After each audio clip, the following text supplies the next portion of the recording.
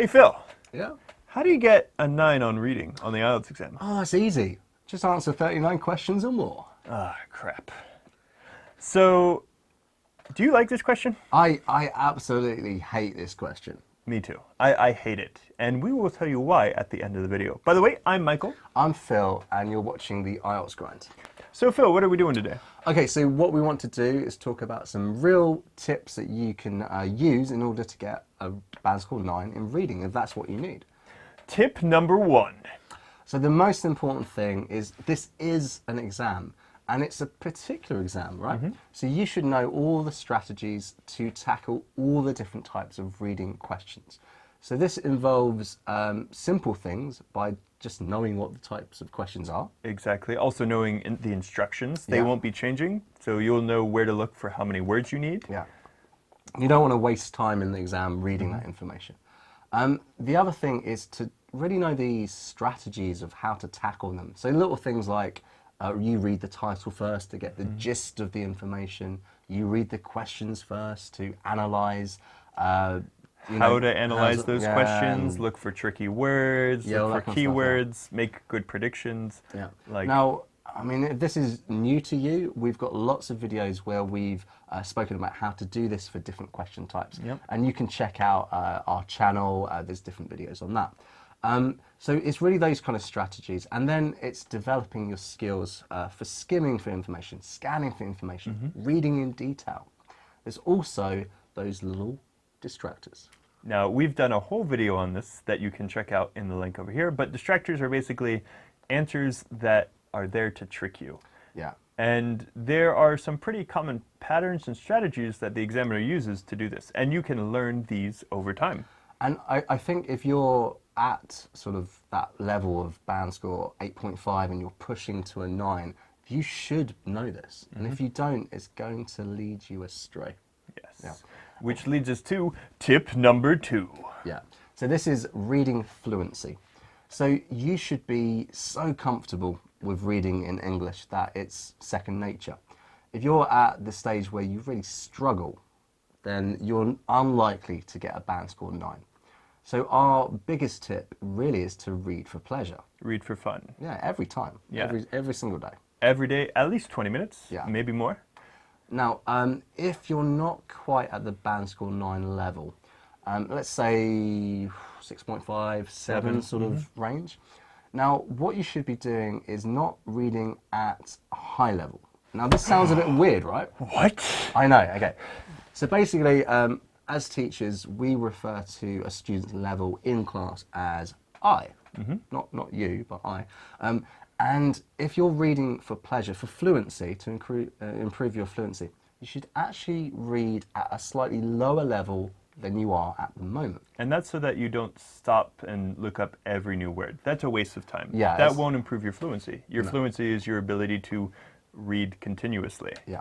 So we have spoken about this in another video, but basically the way that you can find out your level is from taking a test, from maybe talking to a teacher if you have a tutor, but also just by reading a text. If you find that you're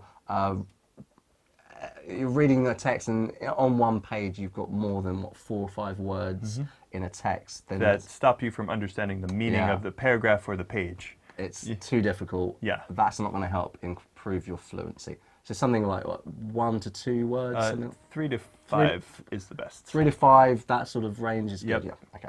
So reading for fluency. But also, if you're a higher level student, you should not be doing this. You should be reading at a native level, but not necessarily something to do with the IELTS. So if you're interested in, say, fashion, read about fashion in English. If you're into sports, you like, I don't know, basketball team, read about them in English. And this is also true if you're at a lower level. You should be reading things that are interesting to you. Yeah. Yes. Definitely. Reading for fun. For fun. Yeah. But Fun. if you're fun. if your test is coming up, however, we don't recommend you just read about anything. You should be reading about texts that are connected to the IELTS. Yes. So a really good example of this is a publication Called Time Magazine. and National Geographic. Yeah. These are two great magazines that have a language that's really similar to what you'll be seeing in the IELTS Definitely, exam. Yeah. But I wouldn't recommend reading that all the time. You'll just get so bored. Yeah. So have a balance of it. So that brings us on to. Tip number 3. So this is one of the most important skills because it has been said by some people that IELTS is just a vocabulary test. They're right. So what we're talking about here is to understand new words that you haven't seen before just through context. And this is something that native speakers do all the time. I'm a native speaker. I've spoken this language for 35 years. I do not know... Old. Yeah. I do not know every single word in English because there are so many, it's impossible, right? It's the same with you. I bet you don't know every word in your language. Yeah. And even spell check doesn't know all the words. Yeah, oh, yeah, definitely. Yeah. So what you need to do here is you need to guess the meaning of a word just from the context of what you're reading, other words around it. And there's a really cool way to practice this when you're reading for pleasure, right? Basically, you should be keeping a piece of paper by you when you're reading, or a notebook. And then every time you see a new word that you need to understand for the story, just write it down. Don't stop reading, just keep on reading. And then once you're done reading, go back and guess the meaning. See, just read the paragraph, read the sentences around it, try to guess the meaning. And then after that, then you go to a dictionary and you see if you're right or not. Over time, as you do this more and more, you will get better at this skill. This is a skill. It can be improved. Definitely, yeah. And yeah, the more you do. So don't forget that word because it's connected to our next tip. Tip number 4. You need a vocabulary notebook. If you don't have one, go and buy one right now. You should definitely be keeping one. So we're not talking about a list of words. Okay? That is not useful to you at all. But it's things like those words you learn from context, you've guessed them. Take that word and then develop it. So what you can do is you can produce things like a mind map where you have the word. Let's say if the word was, I don't know, chair, we might connect it to furniture. And then you can connect Living room. furniture to other words that you already know. Yeah. Building connections between words is how you better learn new words. Definitely, yeah. You can also be organizing them in charts. These could be based on topic, or they could be based on grammar, like transitive and intransitive verbs. Yeah. Yep. There's many different ways you can do this. But there's a big tip here as well within this tip, which is which language should this notebook be in? English only. Yeah. Don't write definitions in your own language because I know this from personal experience. I speak a second language and there are phrases and words in it that I don't know how to translate into English, but I still can use them in context. So it's not necessary to do this. If you write in your native language in your book, when you look at the definitions, you're going to think in your native language. That is not going to help you. You should be thinking in English all the time. And if you're close to a 9, if you're like an 8, you probably already do all of this. Yeah, yeah. That being said, vocab notebooks are always useful. One last tip for this is that you should be writing down the collocations. These are the words that are connected to that word. Words do not exist in isolation. Words do not exist alone. They are always connected to other words. You need to learn the words that go with it, or you'll be using it wrong. Yeah. So, and also concentrate on learning synonyms, so words or phrases that have a similar meaning. And this will help you to develop paraphrasing, these are essential skills in the IELTS exam because the examiner loves to distract you by paraphrasing, and you also need this in your speaking test in order to show that you're competent in English. Okay.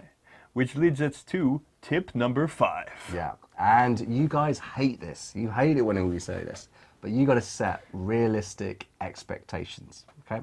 So for example, if you've just taken a mock test and they've given you, let's say an IELTS band score of 6 in reading, if you wake up tomorrow after listening to this video, you're not going to be a band score 9, unfortunately, and probably not next week either.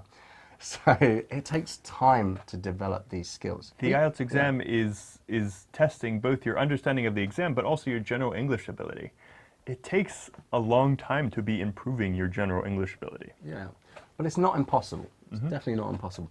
So as we said, you've got to be doing this every day, but you also need to immerse yourself in English. And it can be quite simple. It can be just, if a normal morning you will read the news about the world, read the news in English. If you're watching a series at the moment, why not watch it without subtitles in English? You don't need to live in a foreign country to immerse yourself in that language. But that does help. If you can go to a foreign country and live there, Yeah, it's always fun. yes. Okay. So don't give up hope. And if you are starting to give up hope, what should they do? You should watch us every Monday and Friday because we're here every week.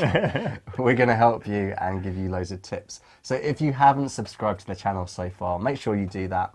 And you can leave us a comment with any questions you might have.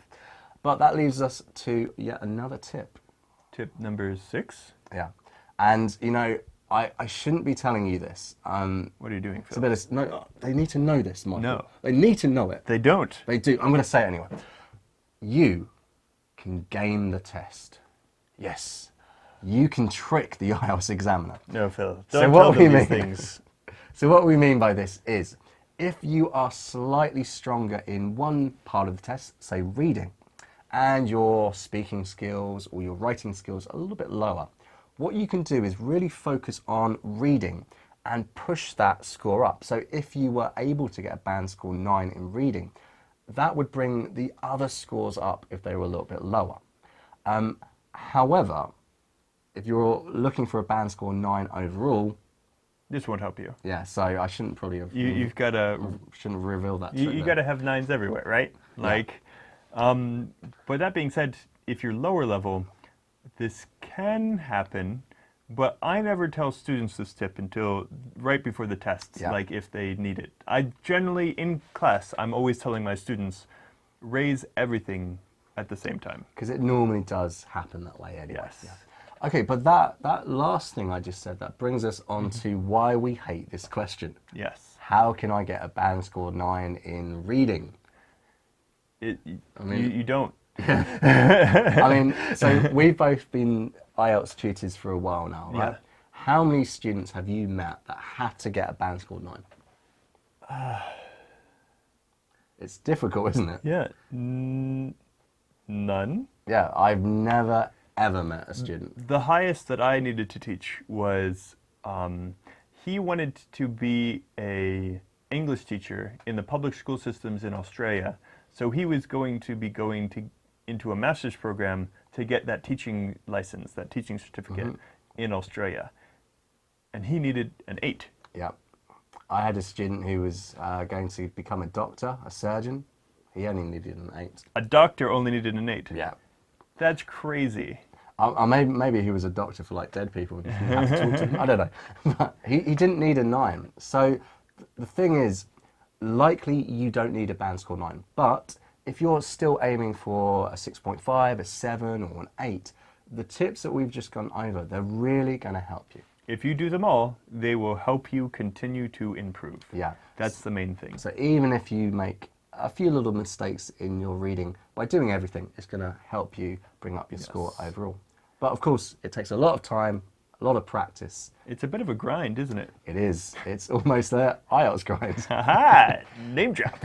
Okay, guys. So hopefully you've enjoyed this video. If you want any more tips on reading, writing, speaking, or listening, we've got plenty more videos already uploaded and coming out soon.